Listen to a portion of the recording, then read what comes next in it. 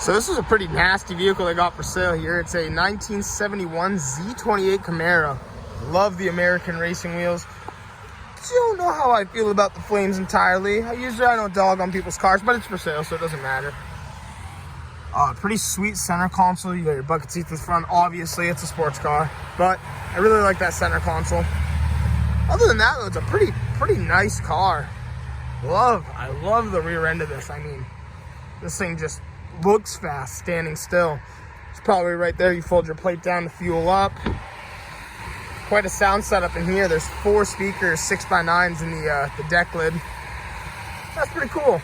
This is kind of an oddity of a vehicle. It's a 1961 Chevrolet Bel Air Parkwood. Not too familiar with this. This must be the early, like before the Nomads kind of thing. Full 4-door. Wow. You got your two rows of bench seats and then all the space in the rear. Right there, Parkwood. That's a pretty sick looking ride. The 4 taillights in the back. Wow, I really like this actually. This is a really big wagon. Kind of just a cool, like I said, it's just kind of cool. It's like literally like the Nomad before. I guess it was the Nomad, or I don't know, maybe these are considered Nomads, all the same. But pretty nice. Honestly, this is like my favorite part about coming to Motorland, is they always have just some unusual cars for sale here. Right here is a 64 Mercury Comet. It's pretty cool. I mean, it's got it's one unit, but it's got like 6 circles for taillights. And even the detail and design of the cars of the 60s is just so cool to look back on. Everybody was just trying to be innovative and do their own thing and set themselves apart. Check out the front of this car. Okay, we got quad headlights. Love the color too. Very, very of its time, 100%. It's kind of like a Tiffany blue. And another, 6-seater coupe. Ford Crown Vic. And it's still got a light bar on the top. And you got your spotlight, obviously. A lot of the stickers down the side. I mean, it even still says call 911 on the back. I don't know if maybe someone got a hold of it and they were using it as maybe a dare car because the dare sticker's on it. Or maybe it was just some dude who bought the police interceptor, loved it, and said, I'm just going to put a bunch of stickers on it. Who knows? But like I said, it's pretty cool to see just all the decals and the light bar and everything still on the car. Pretty nasty. I didn't even know they still had this car. Maybe it's another one. But look at this Nissan President. This is like the OG VIP right here. Oh man, right-hand drive. It says Sovereign. I can't even pronounce that. It's all good. Beautiful car. Oh man, this is something I would love to own. I would totally bag this. I'm so sorry. The purists will not love to hear that, but wow, what a cool car. All the designs. I mean, this is like a real luxury car for Nissan to be making back in the day. I mean, you had some high-power people riding around in this car. And everything about this is so cool. But yeah, this is definitely not a car you drive. This is a car you get driven in, 100%. I mean, the OG fender mirrors, literally straight from Japan. And right behind it, check out that old Benz. That is cool. Got a couple other little oddities, a little MG. And I am not sure what this even is. It's a go-go mobile? Coupe? 250? I'm gonna assume that stands for CC. Look how tiny this little thing is. Look at the nose on this car. What? Kind of reminds me like the little Edsel nose is so tall. That's a Fiat. I would have thought that was like a Morris or something. Tons of crazy cool cars just chilling back here. And lastly, before I walk away from these, look at that Peugeot wagon. I feel like I don't think I've ever seen one of those in my life. And it's left-hand drive, which is kind of cool. It says 2.2. Looks like it'd be some sort of diesel wagon or something, but who knows? I'm not too familiar with them, but just figured I'd show you guys that. I mean, there's just so many oddities here.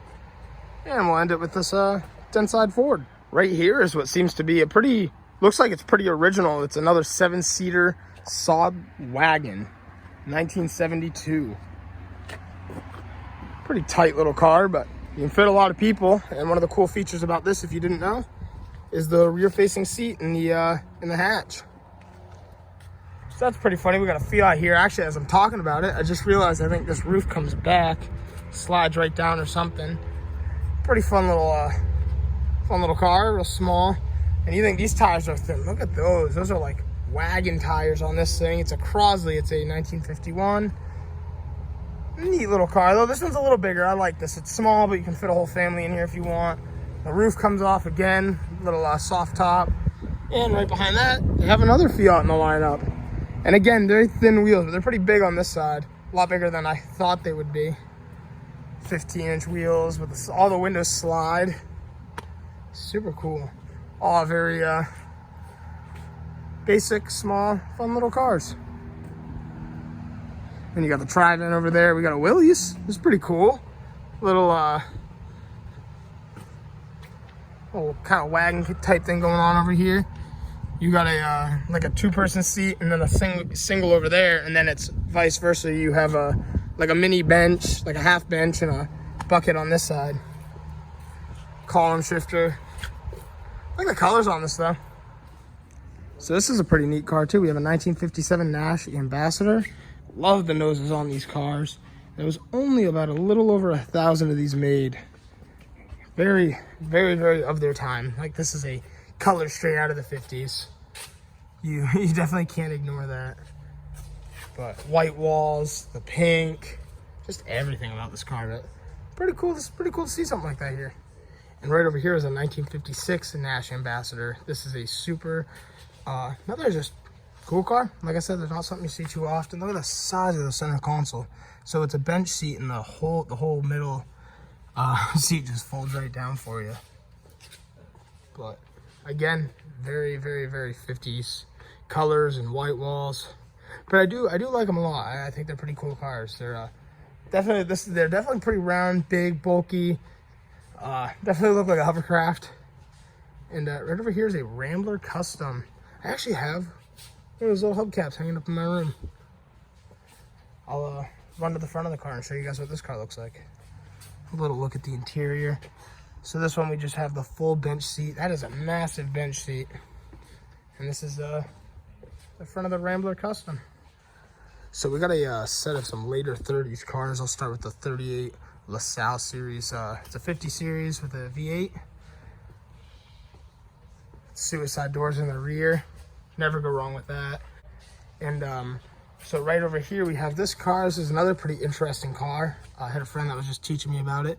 Look at the little fan right there. So this one right here is a 1937 Chrysler Airflow. And essentially they were just trying to make a little bit more of an aerodynamic design. But people had thought this car was a little too outdated by the time it came out, and it kind of fell through. But again, like I was just saying, I mean, these trunks were very popular in the late 30s. I mean, just look at that. It's like the same trunk mounted on there. It's crazy. But you got your fender skirts, and there's the old 37 plate. Love seeing things like that. But it's got a good rounded off design. Even this comes out just a little bit further. And even more similarities, again, right there, you got your split back windows. Man, times were, all the cars just were so similar at the time. Right next to the Mustang 2, we have a 1991 Honda Beat, made the same year as the purple truck. All of those little door handles. This is another pretty cool, it's one of the K cars that Japan was making. But right in here, you got your little 5-speed, very compact car. I bet you would be a ton of fun to bring like autocrossing or something if you can put down a little bit more power than what it probably essentially makes already from a 656cc straight 3-cylinder engine. But right here we also have these two pretty cool Mercedes SLs. There's a black one and a white one. And these cars, even these cars, bringing some serious money. Well, look at that. We rolled up at just a perfect time. Check out this 356 Porsche Speedster. Nasty. This thing is holy, man. Yeah, we're gonna do a lot to it. And all right, guys, we're gonna end the video off with this beautiful Alfa Romeo right here. This is an older, was used kind of like in racing, rally racing, by the last gentleman. But what a cool car to see here. But again, thank you so much for checking out today's video. If you want to see some more just oddball car content like this, let me know down in the comments below. Don't forget to like and subscribe, and I'll see you all in the next video. Thank you so much for watching.